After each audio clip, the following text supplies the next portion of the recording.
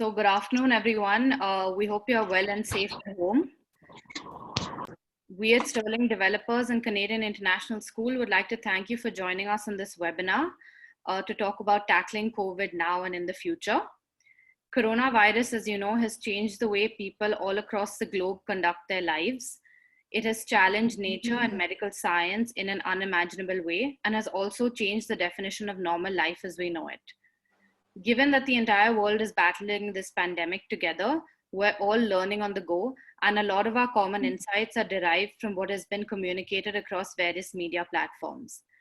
Our aim with this session is to help you understand COVID-19 from a medical perspective. We would like to welcome our first panelist and speaker for this afternoon, Dr. Ravindra Mehta, Chief of Critical Care, Consultant Pulmonologist, and Sleep Medicine Specialist at Apollo Hospital, Jayanagar, Bangalore.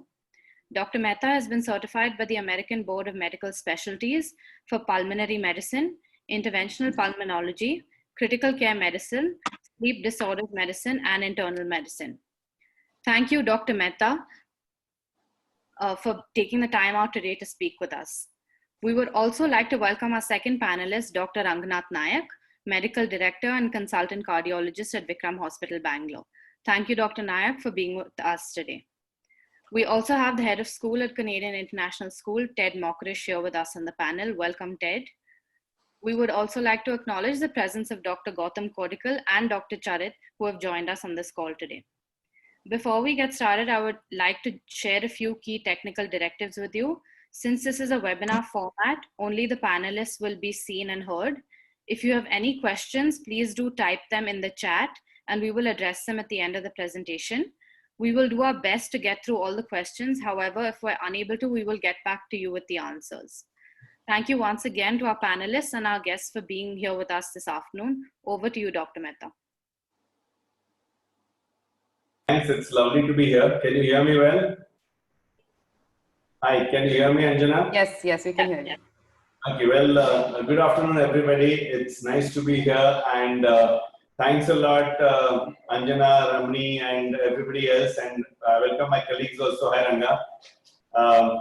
It's unusual to be here. You can't say it's nice to be here because it's a very, a time I've never done this before. I mean, we all know each other for a fair number of years, and I've dealt with interesting situations, complex ones at that too.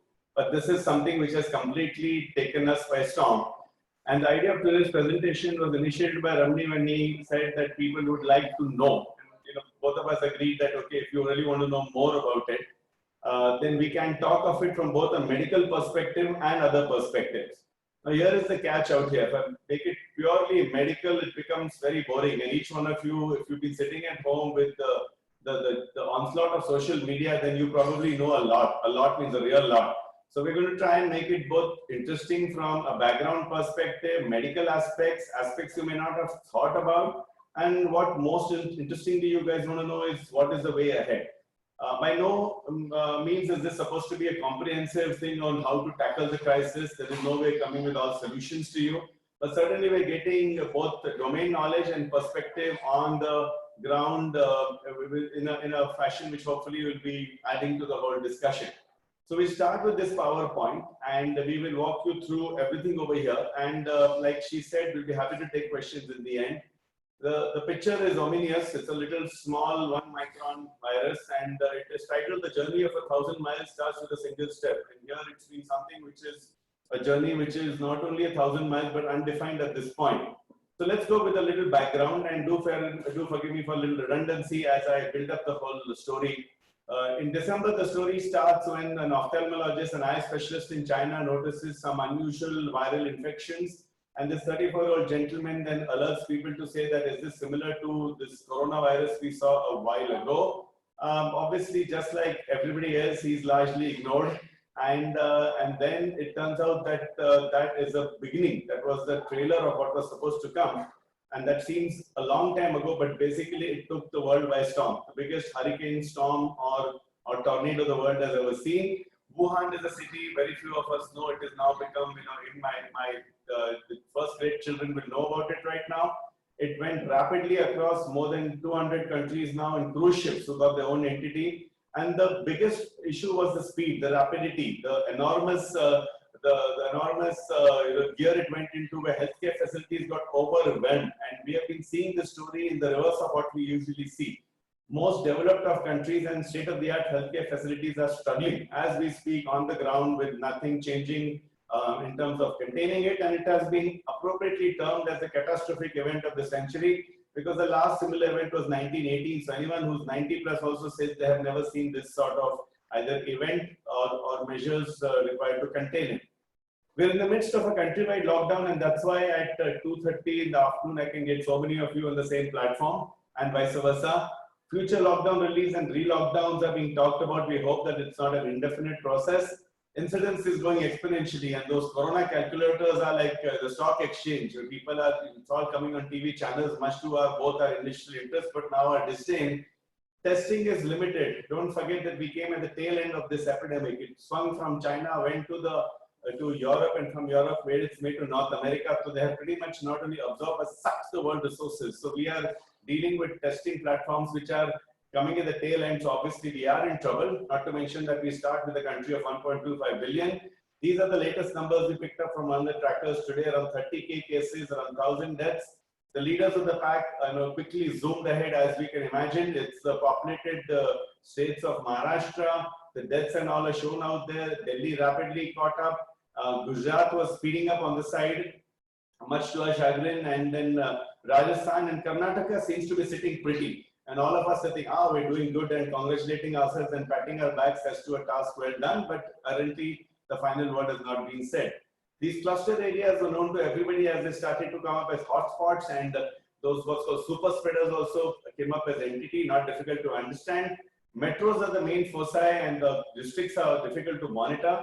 Bangalore predictions were pretty horrible, and all these were based on these epidemiological Jeeves guys. These guys who sit in a corner with their computers and look at trends, whom you never heard about, who put on such horrendous numbers on the ground that 2 to 3 weeks ago everybody said, and that things have to be done in a rapid fire fashion, and the government converted a whole 1,000-bed hospital and planned for 3,000 beds on the ground as part of government planning.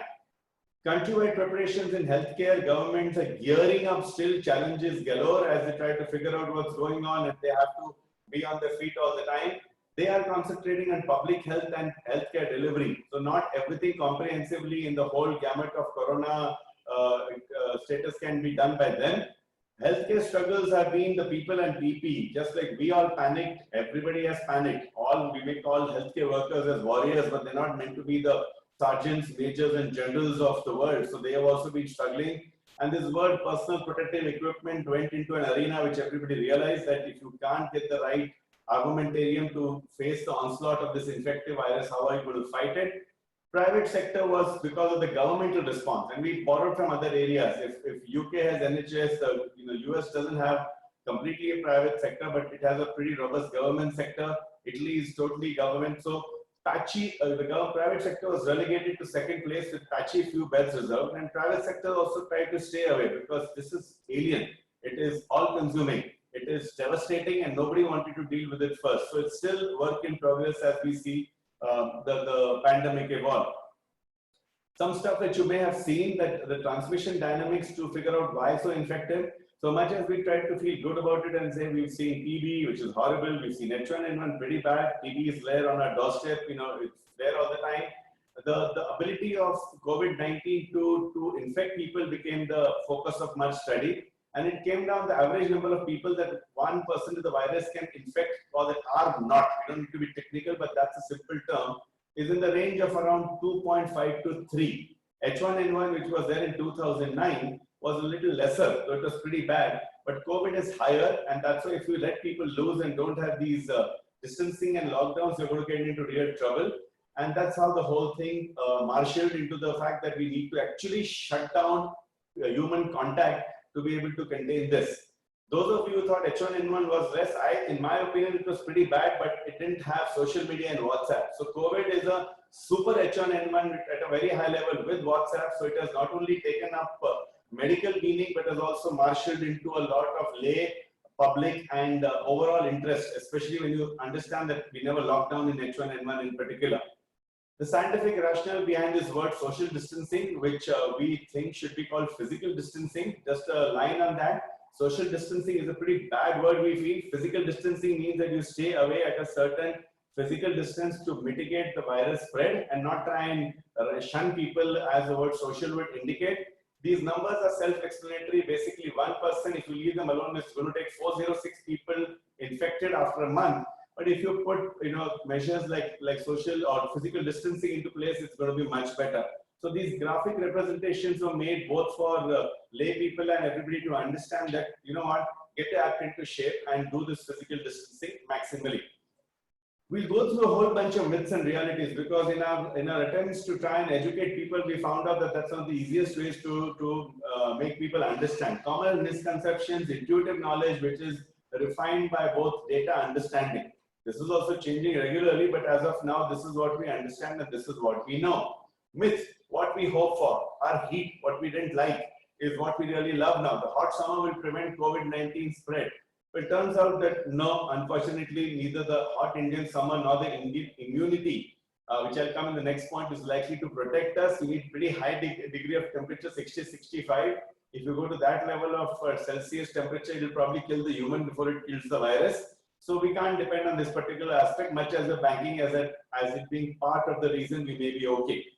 Then the fact that we are super Indians, we have a huge culture of having the good Lord and many such things, and a religious country protecting us, and we have innate immunity, cross immunity. I am a superior human being, children of a higher God. It turns out there's nothing like that. The reason they called it COV-2 is it's novel. Novel means it's new. New means that the immune system has not seen it. And if it's not seen it, how is it going to act?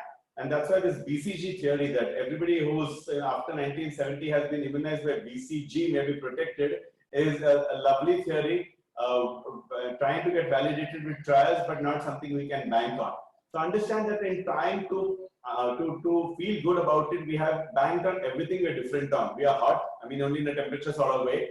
We have great immunity. We've taken BCG and so on. So we've dug into every naturopathic characteristic and medication aspect in the closet and trying to see that did we have pre-existing lovely characteristics to protect ourselves. So currently it's a myth. Then the fact came is the Chinese. Now the Chinese are our source of information, and the Chinese are looked upon and from both angles. A, no option, they got it first and they spread it first, so we got to lean on them. B, for the first time they have projected in literature. They never used to writing up English literature, ability to publish the rigorous science which leads to their imprint in journals. Never, it's not easy. But this time, whatever got released from China came out. So China was accepted in publications because of they were there. Bill Gates got accepted in the publication, a New England Journal of Medicine, because he put the first $100 million on the ground for COVID-19 fights. So here China said older people are going to get affected. And they threw in everything else: chronic lung disease, heart disease, diabetes, high blood pressure, immune compromise, and so on and so forth. Then the scene shifts to UK, US, and you know what? It's affecting the younger population too. And there's reasons for this. It's probably because Corona or COVID-19 is not cookie cutter. Much as they would like to believe that it's the same, if we have 8 billion people on Earth, each with their own individual DNA, and no one person being similar to the other ever, or in the history of mankind, the viruses also have different sort of characteristics. So you may have a lighter variant, a heavier variant, they're mutating and so on. So certainly we don't know that what will also affect the younger population. So they're not exempted, the incidences are less. So example, the curve goes off above the age of 60. When you go to 3.8% chance of mortality and above 80, it goes to 14% chance of not making it if you get COVID-19. But younger people in these developed countries have also been affected. However, we will also submit and admit that they have better reserves. If you don't have lung disease, diabetes, high blood pressure, obesity, and so on, you probably have a better chance of fighting off the virus. Then came down to the fact that why are we getting all this sort of prominence, that it's a respiratory illness, or respiratory is part of what we do, and usually we see fever. Turns out fever is not mandatory for the diagnosis of COVID, and COVID became the master mimic. The master mimic was the title originally given to tuberculosis. It can do anything. Tuberculosis, poor fellow, has now been relegated to the background as a chronic killer whom we can say at least we know what to do. We have treatment, medications, and we have accepted tuberculosis. But here, for example, COVID can present with gastrointestinal, thanks, Sam. constitutional, which means headache, body ache, anything is possible. Diarrhea is possible. Heart symptoms can get worse. Asthma attacks, lung disease, smoking lung disease exacerbations. Strokes in the Chinese cohorts have come with 14% COVID expression. So it's really now going from adefinable to completely ubiquitous, which is not something we like. Because in medicine, we like to know what we're dealing with. We like constellations of symptoms. We like clinical diagnosis. We like to define entities so that we actually look smart in front of everybody. And COVID is breaking that paradigm at this point. A little line on symptomatology without inundating you with medical facts. So turns out fever is a ballpark figure of 75%, and that's for 1 in 4 will not have fever. Cough is also not a given. You can see the numbers out there. Shortness of breath comes late. If you get short of breath, time to seek attention with COVID. Otherwise, short of shortness of breath, you're going to be okay, to put an interesting alliteration out there.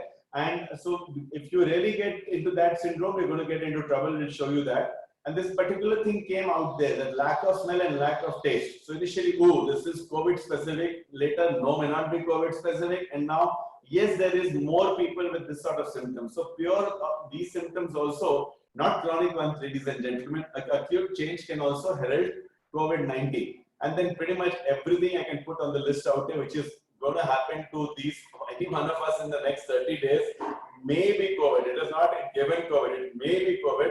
It's just to tell you that it is a non-specific symptomatology entity which reduces their ability as clinicians to diagnose it.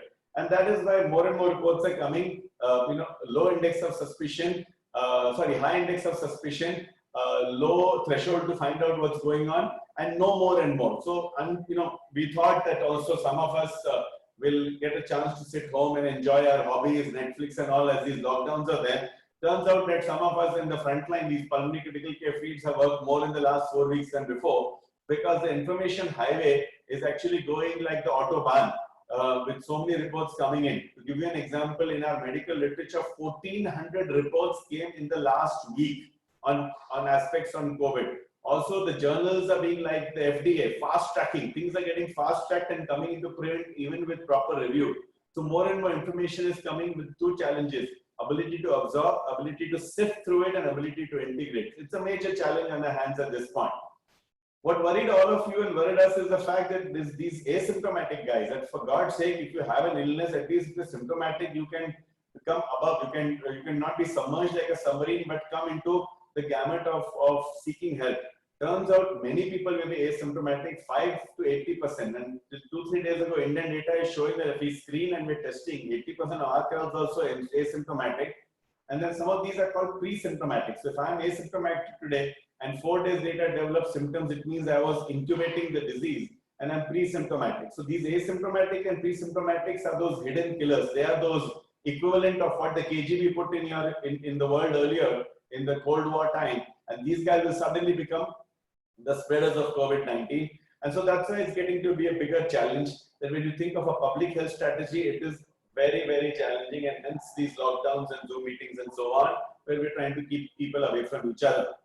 Let me put some more perspective into the picture as we try to understand.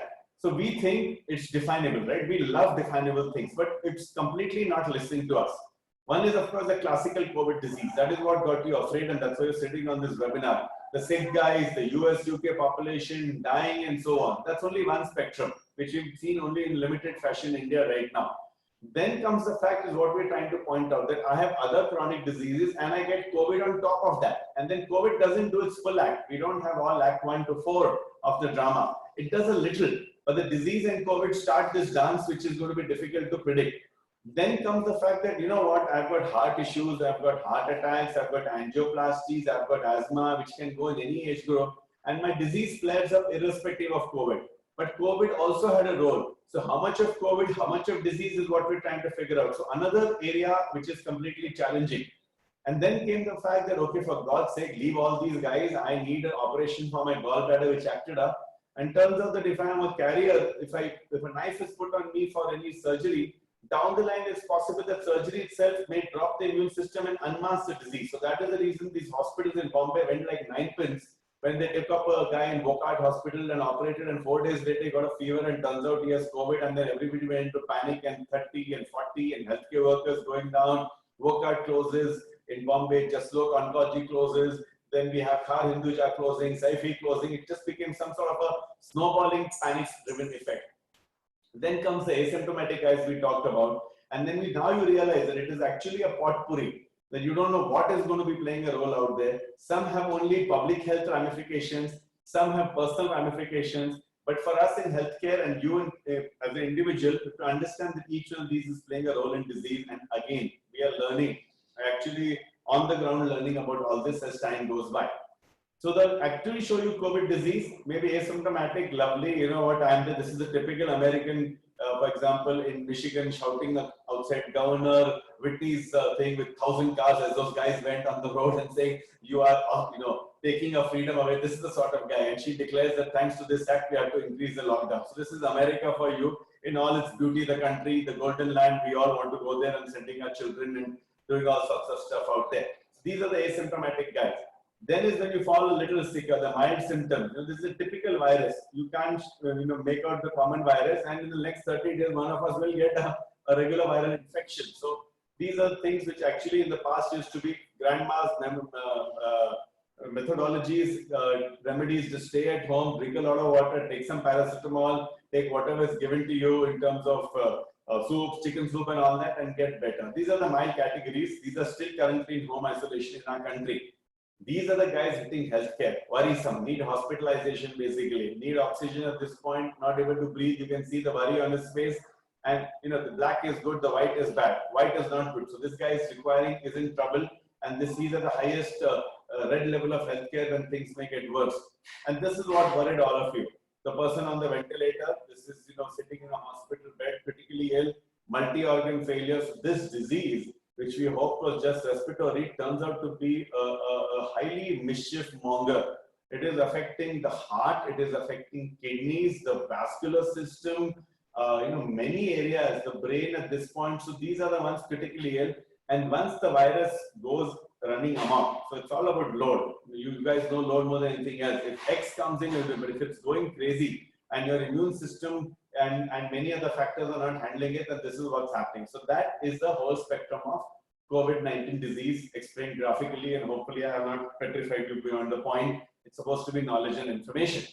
Myths and realities continued. Okay, what are we? We are powerful people. We all, Ramni and everybody say, I need to get a swab. Why I can't get a swab? I've done everything in this country as I wanted to get. Turns out you just can't get it at this point. We talked about the fact that we are at the tail end. We're absolutely the last guy, the bottom of the barrel for the resources part of the world right now. So we don't have test kits. They've got criteria. The policeman is ICMR, Indian Council of Medical Research. They put out guidelines. So much as you want, neither money nor pull nor cloud can get you a swab very easily. You got to form in certain criteria. So we're waiting. This may change every week. What we have learned in COVID-19 is dynamic on your feet thinking. I'll say something today, 1 week later, I have to keep modifying it, and that is why version 1, version 2 is keep coming faster than you can ever imagine, faster than the iPhones which you all are carrying at this point. COVID test negative means we have no COVID. So we loved it in the beginning. A month ago, I've done tests on people. I had a London person come in. I had an Australian person come in. They came in, they were worried. We did the swab. We said, yay, yippee. Turns out, no. The swab has its own limitations and so on. So up to 70 to 80% properly done. And so the science of repeat swabs and so on. So ultimately, your doctor has to take a call. That's where the medical part comes in, integrating with tests. It's not black and white. Just like COVID is showing, it's got plenty of shades of gray. And then came this antibody testing. And I'm talking to you guys because I'm pretty sure that you have significant social media, WhatsApp, reading as part of your regular portfolio. This antibody testing came in, and then recently we got these kits, and they were used, and they were Chinese kits, and China in its true form is, those kits are not that good for the ground. They have been withdrawn. We'll have to get them again. You all are getting mails. Some of you are pretty prolific and well-known and linked people. So your CEOs are saying, I have this on the ground. If you want 1,000, I can give it to you for this much money. And everyone's wondering what to do. That in this race for safety and the race for being ahead, all the old tricks basically are not working well. As you have been juggling 20 balls in the air, 18 of them fall on the ground right now because of the unfortunate nature of the speed and the changing paradigms which are going on. With lockdown will fix it all? Well, we wish. Lockdown was initially an appropriate immediate response. human spreading to human, separate human, separate by a national dictum or doctrine, well learned from other parts of the world and validated by science, will lead to at least a time to figure it out. And these last 4 weeks, if they're written down in the history of time, will be something, it will be like chaotic, how things came, how they were implemented, decisions are getting rapidly either validated, thrown out, modified, and so on. Like we never imagined. Lockdown is great, but which country in the world has seen this migrant worker paradigm? Which country has people in Rajasthan who are working in Kerala and vice versa and so on? So it's been a massive exercise in trying to figure out all these things. Reality is lockdown first measure will slow the spread, and that is why you're not seeing the cases. Let me reiterate, ladies and gentlemen, if you guys are sitting in your houses doing the best of what is to be done, cases are not coming up. Cases are coming up where things are getting loose, where indiscreet aspects are happening, which is part of the human race. But understanding one day we have to open it. The idea was that figure out the disease, put your measures into place on public health platform, and healthcare gets ready to prevent what happened to the UK, US, Italy, Spain, and so on. Myth is government centers can manage all. Well, government is the first responder. Your tax dollars go heavily towards the government's resources. And don't forget, I don't know how many of our tax dollars are going to be left at the end of the line with this economic crash to fund the government. But the middle class and upper class is used to the private sector. The highest level of tertiary care, I'm pretty sure that all of you have usually go to the, well, definitely go to the private sector. Talent and leaders are abundant in the private sector, but funnily the allotment of resources have not been there. And we're trying to submit an article about that, but we have few takers. And I'm going to put it in our blog, which we shared with you, that we are not completely looking at the current distribution of healthcare to decide our resource allocation. But hell, this is what's there on the ground, and this is what I'm here to tell you. We did a survey in the last week of March, where we asked our young daughter to at least do something better than sit on social media and so on. And so she put this survey, and we realized that yes, the middle class and the higher class, the rich class want to see better care. They are worried about the government infrastructure, and they will pay. Everyone feels that payments will not come, which is essential, but people will pay because what's more important to you and your health. So this is something which is there in the spectrum, but not talked about and not implemented long enough, and we'll have to see how it pans out over time. Another myth and reality affects the underprivileged only, and that's why the government system was marshalling its resources as its overall responsibility. You can see all the famous faces out there. The gentleman who tried to say herd immunity, 55-year-old with his significant other, having a baby, he shakes the hands of every leader, then gets COVID himself. Not only gets COVID, he becomes the third character on oxygen, goes to Guy's Thomas, has a massive marshal of resources, and fortunately makes it out. But it really was something which blew this whole herd immunity, to eternity. So, and then of course you saw Prince Charles, you saw Justin Trudeau, his wife, and we think he may have got it because it's not easy to declare, heads of states as having COVID. And then film stars, you saw that dance thing which went around a film star who came back from abroad.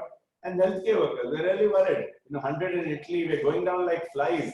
Because clearly, if we don't have enough of understanding on the ground and protective equipment, this protective equipment was not available.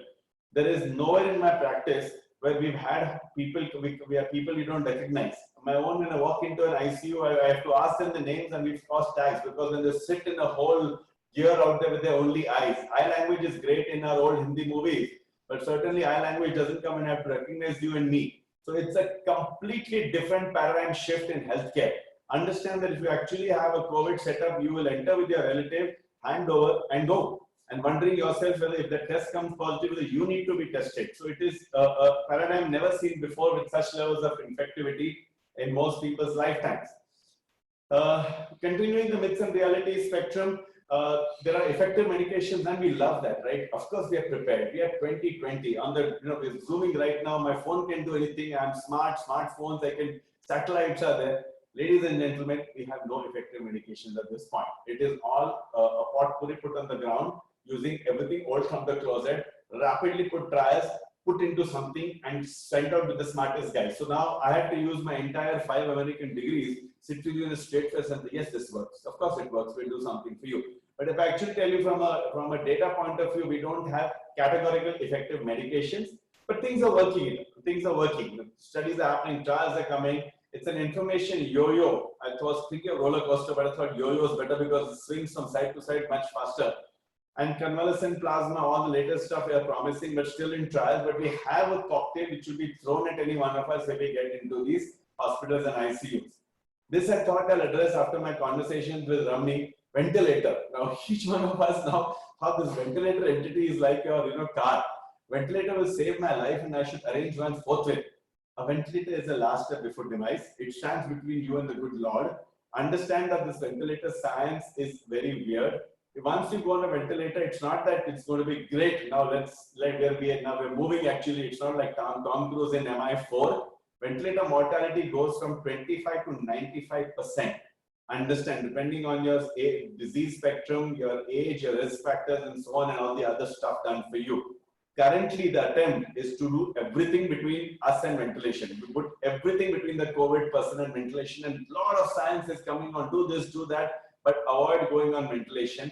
And understand that those of us who are quickly placing our Amazon orders for ventilators after May 3rd, more important than the ventilator is the team managing you who knows best what is there. And so we have been sweating out there, basically trying to figure out, take the literature from China, whom we believe with all its past records, Italy, United Kingdom, US, what are they putting out, and then put all that together and try to figure out what to expect.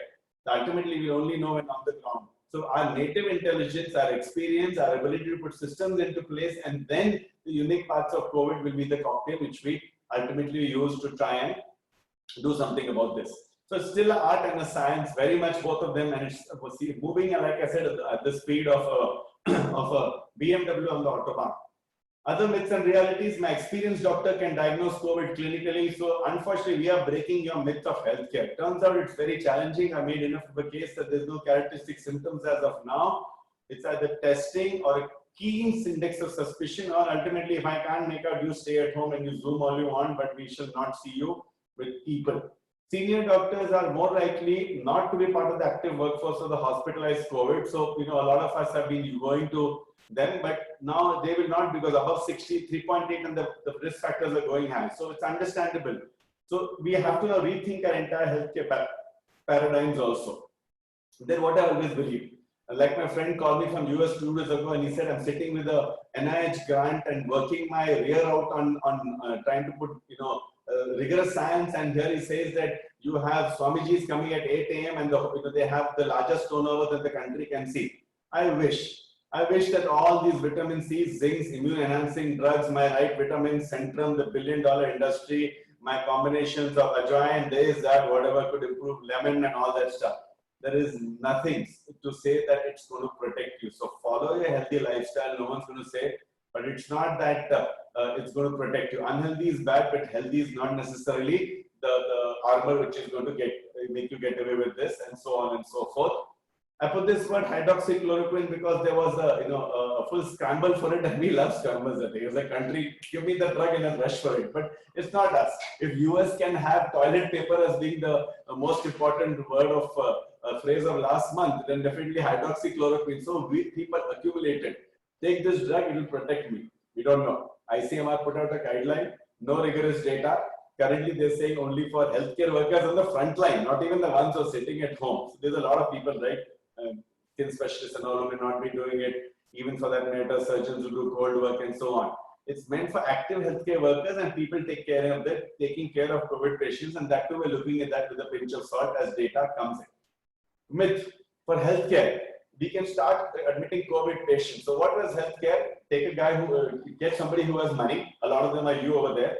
Put a facility into place, buy everything out there, get the doctors, and put some systems and launch. That's not going to work. Basically, the high amount of infectivity, the planning, the huge equipment required, the preparation for people. For example, when I'm in a regular outpatient department, we'll be seeing patients, we'll go room to room, we'll pick up the phone and answer, we'll be typing something, it's gone. When we put on that personal protective equipment, we are stuck there. You can't do a thing. How to put it on, how to behave in that, how to take it off, how to communicate, all that takes a lot of training. And let's not forget, even healthcare people need to be completely reoriented. So all the reasons I mentioned here, including our hospitals, are never made. We took a building, in India we took a building and converted it to a healthcare facility. But no, abroad, if you see, they have massive buildings. So look at the Texases and look at Harvard and Mass General, massive. Cleveland is a city. Cleveland is actually a small city, maybe bigger than Jayanagar also. So our hospitals are never made. So we are all, the real estate value, huge amount of real estate value. Where when we also started, every square foot is rental accounted and all, is a challenge which we are actually facing when it comes to doing the right healthcare facilities. And if we don't plan well in advance and do the trainings like SWAT teams, and we've written articles which we're happy to share on the blog, we will not be able to do our job well. Let's be futuristic. What lies in the next 3 to 6 weeks? Lockdown lifts, hopefully stays off, reinstituted. We're seeing South Singapore, South Korea, the numbers are going to go up, ladies and gentlemen. When you put human to human, it will go up, and we have to expect that. Community spread is there. It's just that we're not acknowledging it. It's just that it's more in some places like pack leaders like Maharashtra. We are now worried, as I said, that every respiratory illness and other illnesses will be a potential COVID, and the non-respiratory mix also concerning. And then comes the not so nice news, which we scratched our head on, is that this may go on for months. So those of us who are feeling that, okay, now it's done, now it's done, now it's done. It may not happen at all, because that's the way pandemics behave.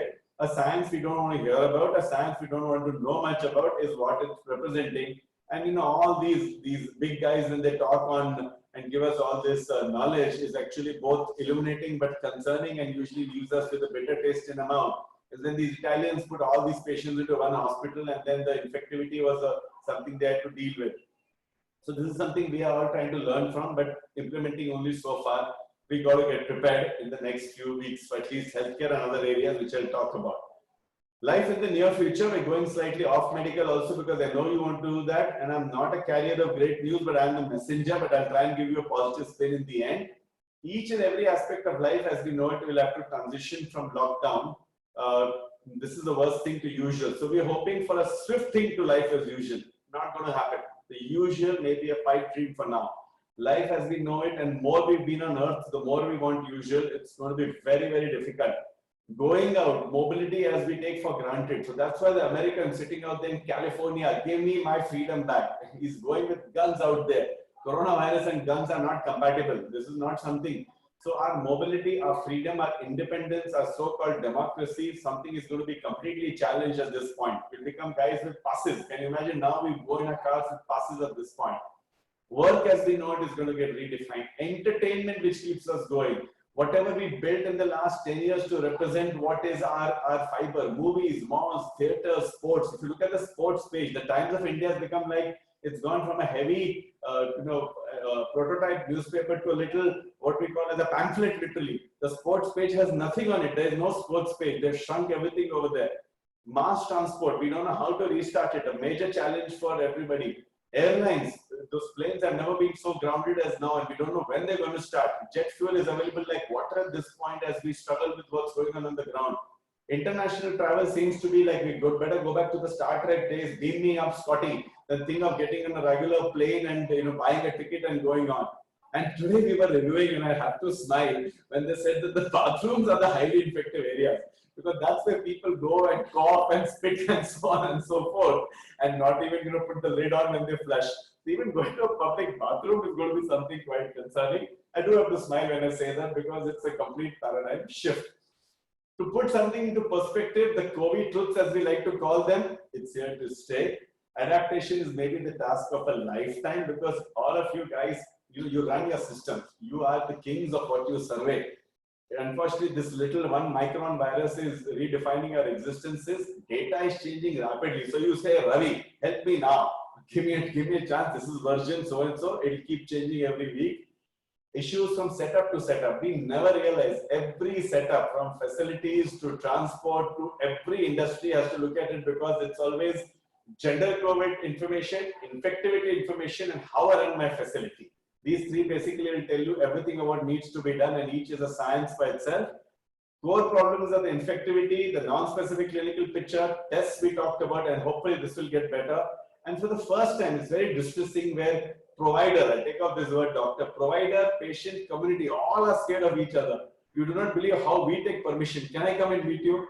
Do I have a mask on me? And recently I was stopped and I was driving my car by a policeman, a ground level policeman, to wear a mask. And I had to admit that in my car, he's being told to wear a mask, so there's nobody there, but I have to listen to him despite all these American boards, which are pieces of paper when it comes to actually sitting at the ground level. COVID arena for each one of us is public. What are you, each one of us is doing as both a citizen and, you know, a lot of you are contributing so much when you're feeding people and doing so much. Organizational, which is your challenge because you have to set up systems with existing knowledge. Individual is what happens to me as we both put brave faces at the same time are petrified in the background as we start coughing here and there and wondering, is this what is going to take me down? The tools are understanding and we're sitting that, and you know, for that we appreciate your time. Precautions, what is known out there, and the PPE word in some fashion or the other, simplest is the cloth mask, and going up to the biggest things, the hazmat suits like thing which we have in healthcare. We don't have them. We hope we have them in the right time and the right place. Personalization, you don't need to be completely a medical guy. It's all there on the net now. For example, me, I never learned engineering. The reason I became a doctor is, you know, weak mathematics and limited understanding. But I have now, I'm going to understand AHUs, FCUs, fan control units, what's going on, everything and so on. They're telling me GSMs, which is gram per square meter, materials, so garment factory, engineering, everything is part of it. And I can't remember the last time I had to look at all these things. So each one of us will be looking at all that. Prevention and prophylaxis, which is the magic wand we wanted. Give me this pill, pop this pill like a cholesterol pill or this blood pressure pill or treatment. We talked about that, no categorical proof. So I made a case that this is like never before. Predictions post-lockdown, which is what you want to know. Well, difficult to take all of India in the same context. We talk of India, Mera Bharat Mahan, film stars coming. We are not. We have 20 Italys. See the geography. Italy is 6 million yesterday. So 6 crores. So we have 20 Italys or UK's equivalent population, 4 USAs in this country. We are moving at different stages. So like we said, one state is going ahead, one state is going behind. And currently, as of yesterday's count, you guys want to go somewhere, go to either Arunachal Pradesh or Tripura. They seem to have 1 case each. So this is the way to catch the next transport and reach over there, because either they're not testing or they're really blissfully COVID limited. We're going to move at different rates, so we'll have to plan forms for different for different areas. We have our citizens. We have the whole Gulf. Dubai is exploding, and we have anywhere from 2 to 5 lakh people out there who are waiting to come back. And Kerala knows that, and so many other of even affluent people sitting is US, UK, and all waiting out there in dorms. We paid high-level money for these kids to get educated, and they're doing online education and eating from McDonald's out there, and they have to be relocated back.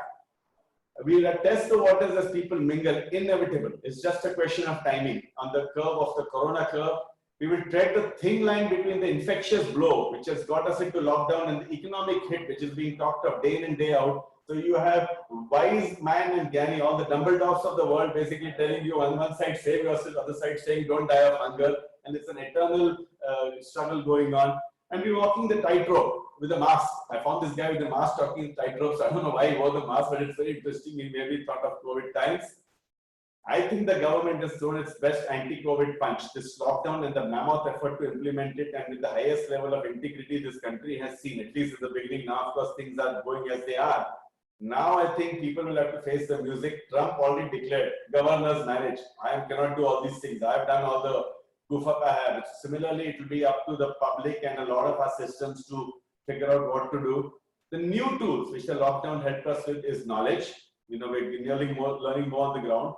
Fear. Otherwise, no one would stay. If this was a terrorist issue, it was a fundamental issue, it was a compliance issue, it was a religious issue, we would all be fighting. Fear. Fear has kept us basically in our houses, and that's kept the compliance over there. Physical distancing is what we have learned much better. We'll have to implement that. Mask sanitization is a household term at this point. And the new normal, which is, I think, the industry touted lovely phrase, is what is hopefully going to help us. The wild cards on the personal note and beyond is that, okay, it's not that bad. If you look at the overall mortality, if you test a huge number of people, dying people are 0.6% in an eminent journal called the Lancet. Problem is the speed. That basically, if you go with a cycle, you will hit somebody and one fellow will fall. But if you take a BMW at 100 kilometers per hour and you will mow down people like crazy. So it's the overwhelming of healthcare and allied infrastructure, which is the problem.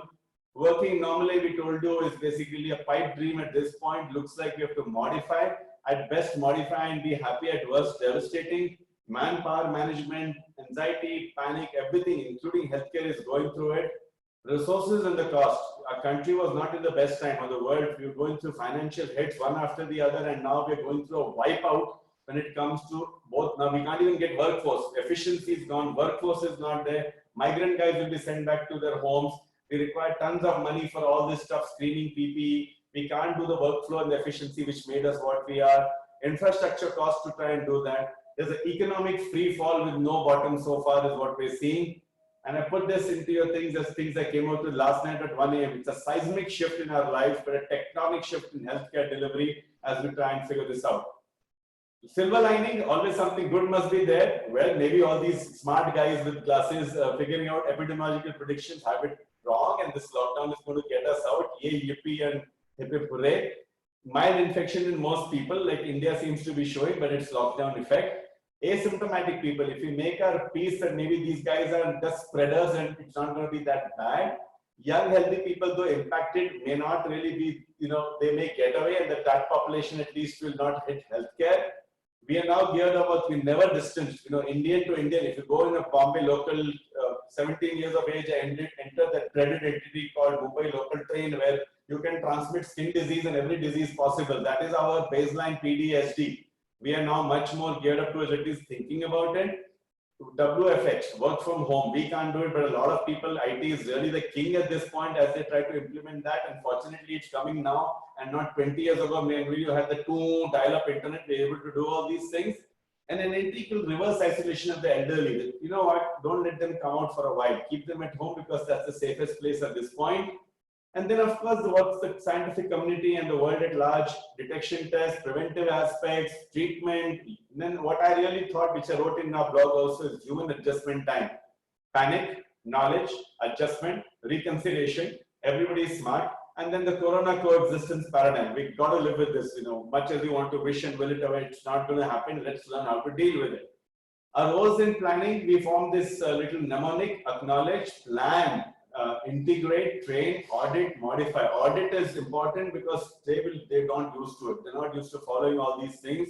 And modifications on the ground as new information comes in. Some tips for facilities and so on, mindset changes. It's going to be a little longer, but I'll try and finish up in the next 5 minutes or so. BAU, business as usual. We all hope for it. Till March 20th or 25th, everybody was hoping for BAU. It's not going to go, and I put it down as one of the most euphemistic pandemic phrases that it's going to come back. Personal space, as I mentioned, that there's an alien concept to Indians. Rush is the rule, and proximity is the mantra. We'll have to slow down. We'll have to reinforce this whole PD thing, which is personal distancing, physical distancing, cleanliness and sanitation. We're not known for that. We have slums like Dharavi who have made it to the biggest tabloids in the world. We have to deal with all that. And the facility part of it, you have to look into your own facility and plan that. Plenty of help on the ground over there. Rethink the entire paradigm, and all this, all you guys are probably doing this. When you come back in, it will have to be resource planning, essential people. There's a whole bunch of people in every setup who are not required. You can figure out your facility part of it. What is the value addition of each human being, because it's both screening, entry, sanitation, and a potential spreader. I hate to use that word. So value addition of personnel, staggered shifts, using telemedia, self-reliance. If our chief minister can say 2 days ago, don't come and beat me, give me your money on the net, which is never said before, I'm sure, in his life, it's something to think about. The usual stuff is infection control, sick policy. Let's not panic and treat people humanly. We put an article saying that, corona casualties are not criminals, and so on and so forth. And then, of course, change the culture, slow down. It's tough for us also. We all work fast. We pride ourselves on efficiency. Now we have to slow down, and then dynamic change. And of course, at the bottom line, humanity and concern must be the driving force. The economic hit, we have existed month to month. I mean, we pride ourselves. 30th of the month, all data coming out, quarter to quarter. I mean, everything is based on that. Life will have to be recalculated because the disease is not looking at us. It actually put out a day-to-day paradigm and broke our entire month-to-month, quarter-to-quarter thinking. Personal planning, what I should do, you should do. It's a moving target. The usual stuff. I won't go through it. On the left side, you see what's there. On the right side, the travel part, it's going to be horribly redefined. And the elderly part. So now, who's elderly is a big thing right now. We'll have to get into that separately because elderly is based on your risk, based on the data coming out. home health policy. We can't function. We basically work, we get help at home, and they also earn money. How many of them, where are they coming from? Apartments have gone nuts trying to manage this on their own and at the same time work from home. Entertainment and gatherings, we loved it. I mean, 2 days ago, these guys put some singers over there and they tried to do something about healthcare workers and all. It was miserable. Imagine that guy standing in the midst of a stadium with his entire sound effects at home trying to do something with a small setup. There was nothing out there. So it's all going to get redefined. Sports is going to get redefined. And a welcome society like ours, guests are not always welcome, especially the ones who keep moving from place to place and you have to keep asking them where you were. The infodemic, which parallels the pandemic, it's information. It's been a revealing thing and a nightmare. Initial phase, March, late March, I have to know everything. WhatsApp is informative. I have to enhance my battery time and put everything on cloud, otherwise all phones were shutting down. Newspaper media, let me gobble all this information. I'm brilliant with my IQ of 120 to 150. COVID counters, tuck, tuck, tuck, going on as the cases are rocketing. Everyday discussions and then, morning garden meetings replaced by COVID discussions. Screen time skyrocketing, forwarding at its global maximum. And then what you can't negotiate is too much sometimes, too long. Forward it to some doctor friend who can help figure it out, who himself is trying to figure out what's going on. This was the initial phase. Current phase, everyone's exhausted. Webinars are tiring me. Information is moving too fast. Today it's a drug, tomorrow it's plasma, third is ventilator, fourth, God only not. Even the medical community, they also give up and they try to ask people in the domain experts, and we are also getting inundated as we speak. Either you can listen to something or you can do something. Today's breaking news is just breaking into pieces tomorrow, so we have to be troubleshooting that. So ultimately, it's let me preserve my health, exercise, and sanity, and plan for the next stage. That's the most sensible advice on the ground.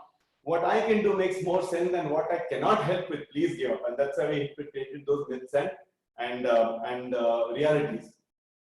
Paradigms never seen before, maybe not in this scale. This is like a conclusion thing. Imagine COVID came at the highest peak of world population, zipping up 8 billion plus. Came from the country with the highest population. Looks like the good Lord had it in for us. Otherwise, why would it have been this way? Then this country is the one we've invested maximally in the last 50-20 years. Everybody is in China.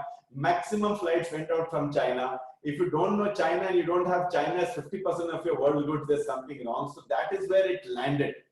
Then became the fact globalization. Lovely, massive airports like cities, flights on flights. Every 1 minute, one flight. Every 1,000 meters I hear about Heathrow, there's a flight out there. So look at it. The virus was just waiting for us to set this up, it looks like. And then comes the major thing. We are the poor shops, sitting in a corner. Healthcare. Who cares about healthcare? War budgets are around 13. These army, armed forces budgets are 13%. Drones all over the place. Everywhere money was put in healthcare. No research in virology which could help us. Virus came brilliantly. This 1 micron, little 1/100th of a hair creature. Learned from all its prior guys. Networked better. SARS, MERS, and came out and hit us like a holocaust. I mean, it's amazing if you look at this paradigm. There's something cosmically and unreal about the whole thing. Different behavior in different countries, and we're trying to figure out whether what is this virus and its mutants. Overhauling the best systems of healthcare, they have completely raised their hands. I've never seen US accepting death like this. When 9/11 happened, we were there, and my God, that was a fraction of the deaths, and it shook them. For 1 year, planes were flying around New York. Now they're accepting deaths like crazy. Global lockdown is like the earth not rotating, never seen before. Human against human, very bad.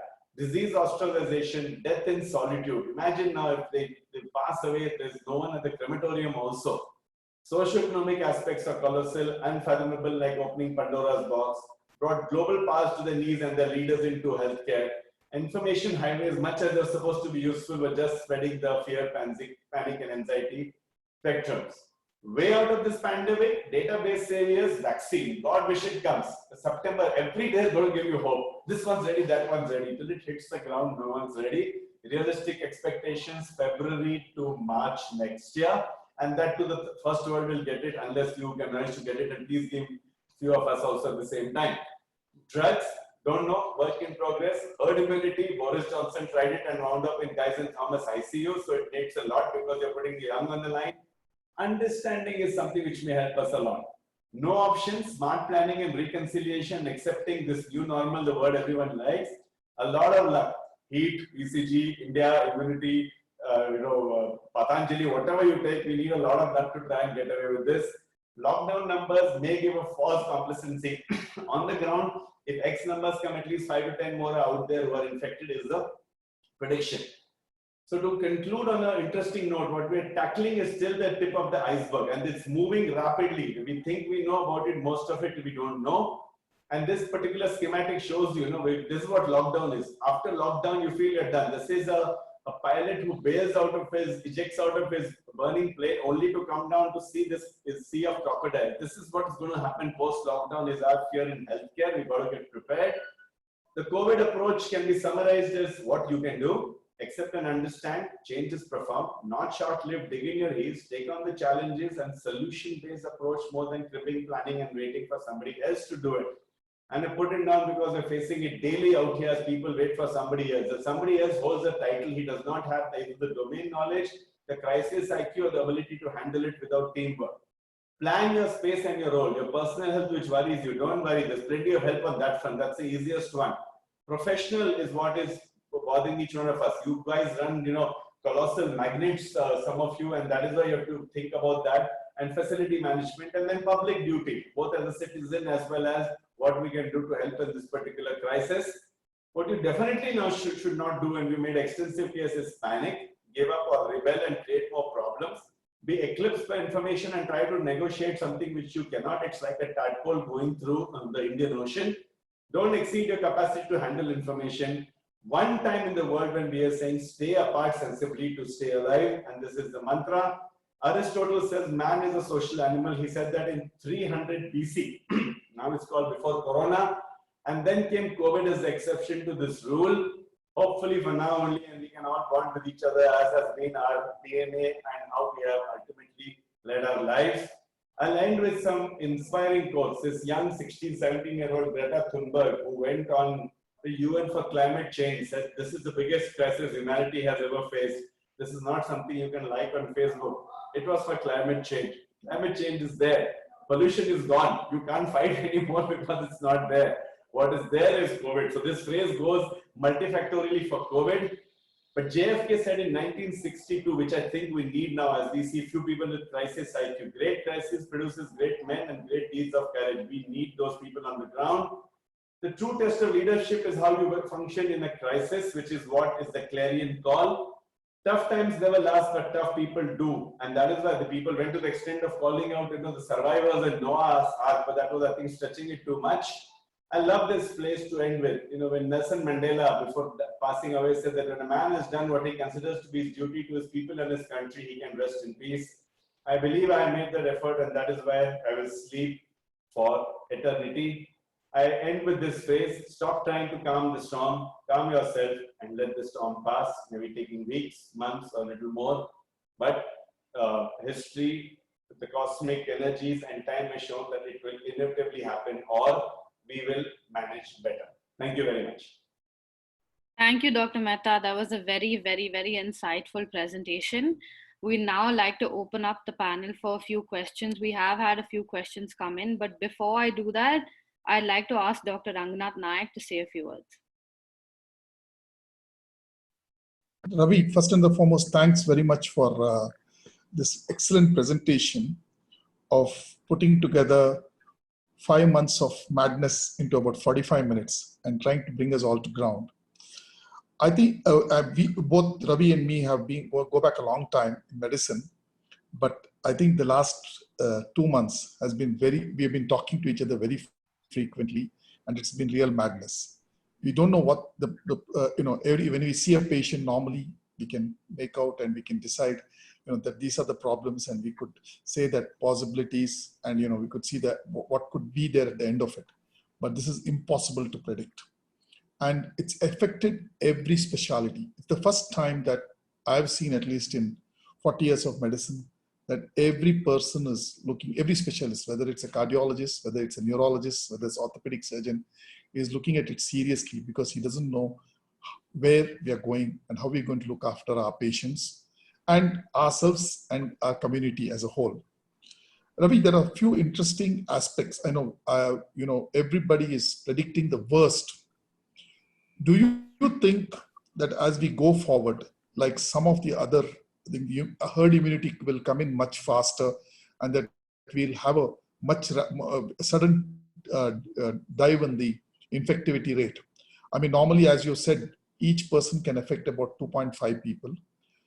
As per present predictions in India, what they're calculating based on the present testing and present availability is down to about 1.3. They say if it's ideal, we can say that we can come out safely is that when it comes down to below 1 or closer to 0.3, what we call the reproductive rate. What's your answer on this, Ravi? Okay, so that's the billion-dollar question. We should stop talking million. I think it's an old phrase now. That what is going to happen to us and so on and so forth. So the best scenario is that we did a lockdown. We're able to contain all the cases. They're isolated. The virus runs its natural course in those cases and finishes off. It is, and when we open up, the infectivity level, as you pointed out, the numbers is very low, and we can continue life at least in a reasonable measure. That is the expectation. The wild card is that we don't have that. We've not been able to test everybody.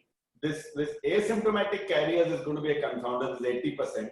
If they just ride it out and they infect a whole bunch of us, then it's okay. But if they reach the vulnerable population and it exceeds a certain number, then it will set up a spiral which we cannot control. So that is the worry at this point. So you'll see predictions changing based on the doubling rate. If they say 3 days doubling rate, then you have horrible predictions going on. Currently, 8 days doubling rate, it's much better. But understand your data is also based on testing. So it's all flawed at this point. So currently, what can we hope for? We've done lockdown. What can we do? Lockdown is done. We've done social distancing. We redefine the whole thing and do it as much as possible. We trust in the good Lord and in all our measures that it has reached a containment level. The test is going to be when we come out there. My feeling, we're not Maharashtra. We at least whatever we have, Bangalore and cities are not so horribly placed when it comes to the ability to do physical distancing. We're not one of those Dharavis where people use it only as a dorm to sleep at night. Ultimately they go to work. So we are better off placed. So I think different states will move at like different countries, and we should be okay. On the other hand, we can't afford to hedge. Hedging is something we do in our lives regularly and so on. But here we can't hedge. We've got to have a reasonable extent of preparation. And that is an individual preparation, your own business, infrastructure, facilities. And then it comes down to healthcare, which you and I have been so intricately talking about in the last few weeks and so on. Ravi, and what we're talking about very high-end tertiary hospitals is giving treatment to those very small percentage of 5% of the people who require tertiary care treatment. And as you yourself said, ventilated patients, the outcome looks very bleak. Of course, I think we have learned along the way that some things which we are doing wrong in ventilation, heparinization, by that I mean blood thinning to keep the organs running. So some of those things that we have run. But I think public health is something that our country has largely ignored, and certainly we're finding ourselves that we have to do it. What we have done, I think, with is containment with the lockdown. Now, I think the mitigation is the one that is there, whether we can further in these particular pockets, whether we can divide this. And they say that we don't have a particular model that can fit all parts of the country. Each part of the country, as you said, Maharashtra is different, Karnataka is different. In parts of Karnataka, it's different. Whether, obviously, we can't just keep our country locked down. It's just going to die of hunger, as you said. So so basically, I think if you look at it, it looks like we'll have some form of a lockdown continuing for the next few months. And certain areas, it's going to be more than others to help and contain this particular spread and try to bring down that number from 1.3 that it is right now to about 0.5 or 0.3, with which we can be a little more freer in our movement. And otherwise, I think if the whole of the medical fraternity has to concentrate on treating COVID and its very symptomatic patients, I think there's going to be a disaster in terms of social disaster. Because, as you said, 60% or 70% of the beds are in the private sector, 30% are in the government hospital. How are we going to manage? How are we going to distribute our resources? And I think the ventilator idea, in the beginning of this particular containment, everybody was speaking about ventilators. Now I think there's less talk about ventilators and more about containment and mitigation. I think that's where one very key message is which you have given. What about, do you think the vaccine will come earlier? Yeah, so the vaccine is the biggest hedging stock we have at this point. I think we should just declare the COVID vaccine stock and see how many of us are going to bet on it. So the ones who want to give us hope, the Oxford guys, our viral institution are saying we'll have something on the ground in September. Now let's understand, what does it take to create a vaccine? First of all, you have to take the virus and you have to figure out what's called its exact composition. And based on that, you prepare something and then you inject into people and then you hope that it creates an immune response. So you better get the virus straight. Now the virus had some immune strains and now every 4 weeks, some new immune strains are coming out. Understand that 1 micron creature is not dumb. It has taken the whole world down. So the virus is also mutating, which is a very known thing for viruses and bacteria to do. So is our ability to type this virus, define this virus, able to reach, to produce a product, which is actually going to give us a reasonable immunity to drop it below those numbers? That is a $1 million question for the quality. The second is the testing. We have to put it to enough people and then figure out, and then we have to mass produce, and then it has to reach people, and then you have to figure out who to give it first. 8 billion people will not get it right away, and so on and so forth. Optimists will say it's coming in September. Not even optimists. I think actually they are going to be the biggest, highest level of hope people. It's faith-based. It can only the word faith comes over there. Realistically, nothing before February to April of next year is the writing on the wall, and that's what's concerning us. And that too, it will not hit us unless a very native product comes from our own labs, which is something which we're not sure about at all.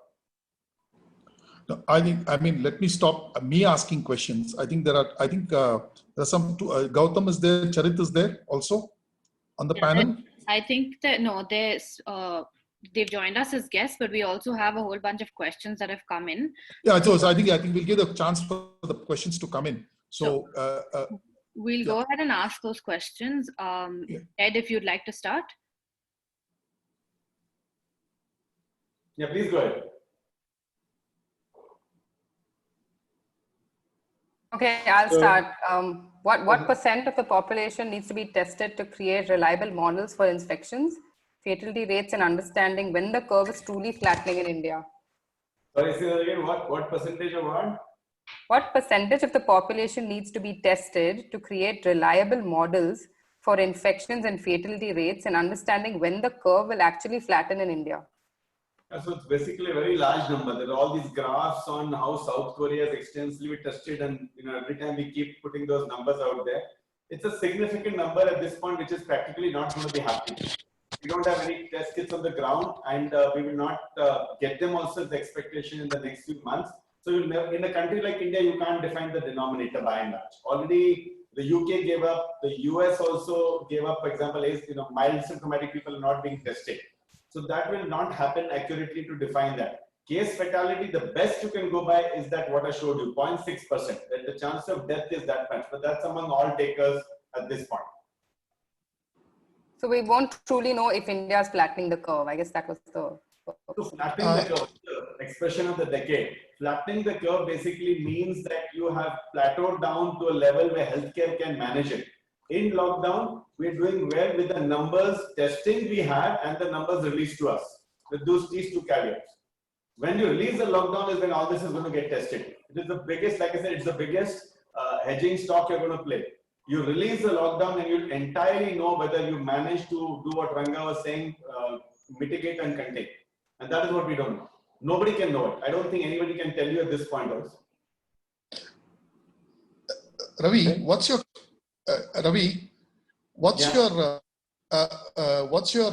comment on, the doubling time has now gone up from about 1 day to 10.5 days, as far as right now what we are concerned. Exactly. Correct? So that's our and the second point that I'm asking you is that that's one important point, that doubling time has gone. You can go ahead, reply to that, then I'll give the next question. Yeah, so the doubling time also depends on the one thing is predominantly testing and test results given to us. With the understanding the test is only 70% good. No more can you get, and we're doing one test at this point. So with all these caveats, you have what you have. And secondly, the major word, we're in lockdown. I mean, currently people are just sitting at home. So this is good for lockdown. Now the ones in trouble are who are increasing in lockdown. So if Maharashtra is increasing, Gujarat is increasing in lockdown, then it's real trouble. Maximum efforts will have to go there. In Karnataka, at least they're stable in lockdown. So we will have a challenge. Each one's graph is separate. Our challenge is going to be, okay, you got to release it. You're one of those lucky ones who can release it. So you're moving ahead of the other two places who may have to extend the lockdown. Then you have to test the waters and see. Okay, another question from the audience. After all the various opinions floating on social media, it seems that herd immunity might be the only way out of this pandemic. How far is this theory applicable to India? So herd immunity, the number touted on the ground is 65% of the population should have some sort of immune reaction for herd immunity to be successful enough to not have any onslaught, in the sense, not have morbidity index. 65%. So if you do the math, that's around 750 crores, I think. So that's why that's a challenge. Now, how many are we willing to risk it is the whole thing. How many will die in the process is the whole catch. So in the UK, and it's either wisdom or helplessness, we don't know what, declared herd immunity as initial strategy. They quickly backed off because it just wasn't working. They were just coming to healthcare like crazy. The other thing was, which is coming out to be a problem, is who's coming to healthcare. So most of the guys on this Zoom call will not reach healthcare that fast. Even if you look at the US statistics, I think the blacks, the Hispanics, the homeless and all are first the ones getting impacted because they were not able to put in the measures. Only when the rest of the crowd comes out into circulation will they get impacted. So that is the whole thing, the socioeconomic part, the diversity part, and so on. So herd immunity is a lovely, desirable entity, but to put it as a planned strategy may never happen after the UK experience. Thank you. Our next question is, can a COVID recovered patient have a relapse? Oh, what a lovely question. Reading the news very well. So today only we went to it. So it turns out that if you have a mild infection, which is what most people in India at this point, you likely have less viral load and you can clear it, and that 14-day window talked about may be okay. But then comes all the worrisome news of 28 days, and most of those people are either some who persist with the virus, but we don't know that's a live virus or dead virus, but the sicker guys. Turns out the sicker guys, where the virus has got deeper inroads into your existence, are clearing it much less. So they may be the ones who may be infecting people more. Then comes the second round. That second round depends on immunity. Like, we love the fact that if I get a viral infection, I will not get one in this season. Or if I got measles or chickenpox as a kid, I have got immunity for life, and so on. So the second round depends on enough COVID-specific immunity that I will not get reinfected. No one knows that, in fact. So when we declared that, then cases started to come that, okay, they're relapsing and so on. Is the relapse a true relapse? Is it that they were not tested well before? Nobody knows. But it is not discounted at all that you may get a second round later, despite having gone through a first round. And the severe guys will actually keep it going. Okay, the next question is, can a mask actually protect you, or can the virus attack you even if you're wearing a mask? So the mask theory was initially not touted by the World Health Organization and CDC because they felt that you can't give so many masks to people. So it was said that if you keep your 2 meters, 6 feet distance, it should be okay. But later it's coming out that in countries who used even this mask, the mask have become a fashion statement and so on and so forth, the incidence of transmission came down. So a regular cloth mask will not protect you a lot. It will prevent you from infecting others.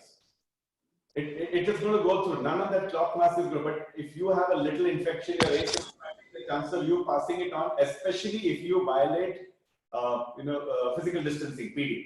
And since violation of PD is literally much the rule when you come out, the mask may help in that and mitigate. An experience from those Thailand and all those countries show that, so it came back as a recommendation.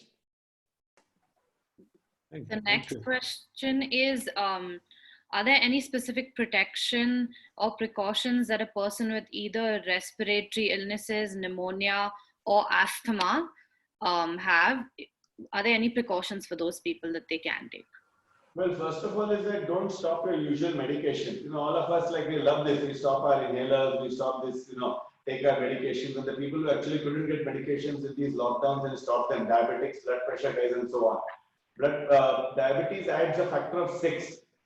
Age more than 60, like said, 3.6% chance of morbidity and so on. Hypertension adds a factor of around 3 or 4 also. So don't stop your medications at all. That's the biggest advice. Secondly, if If something is worsening, seek healthcare. I mean, so many forms have come out, either your regular doctor, and each one of you has access, I'm sure, and telehealth is coming and so on and so forth. Overwhelmingly, if you're sitting in your house and you have your underlying condition going up, nothing is going to happen. It's when we unleash all this and get out into the real world, and we have to get into a higher level of awareness and vigilance. Okay. Another audience question. There's supposed to be a homeopathic drug, arsenic album 30. Any comments on that? Take it all you want. I have nothing in an official platform to tell you that it can do anything. Like I told you, there's rigorous science and there is what I believe in. What I believe in is the prerogative of every human being. Rigorous science cannot recommend any of these things, basically. The problem is not taking it. The problem is depending on it. If you depend on that and then you're getting more short of breath. For example, we wondered, right, how are people coming to emergency rooms in America and dying within 24 hours? Didn't the guy know he was falling sick? So maybe they stay at home. They're taking the chicken soups. They're waiting it out. They're afraid to come into healthcare. So all these are things worrying us. So don't take something as a decoy. Take it all you want, but seek healthcare at the right time. Sorry, go ahead. Okay, another audience question is, if a person has asthma already, are they more prone to this virus? Not really. So your ability to handle the virus will be a little more different, because the virus, like I showed you that chart where you have your disease and your disease interacting with pre-existing disease. The two of the virus may cause asthma exacerbation and the ability, and if it causes other system involvement, both of them can play that dance we were talking about. But as an asthmatic, you're not more prone to COVID. Just that handling your asthma worsening will be a little more challenging.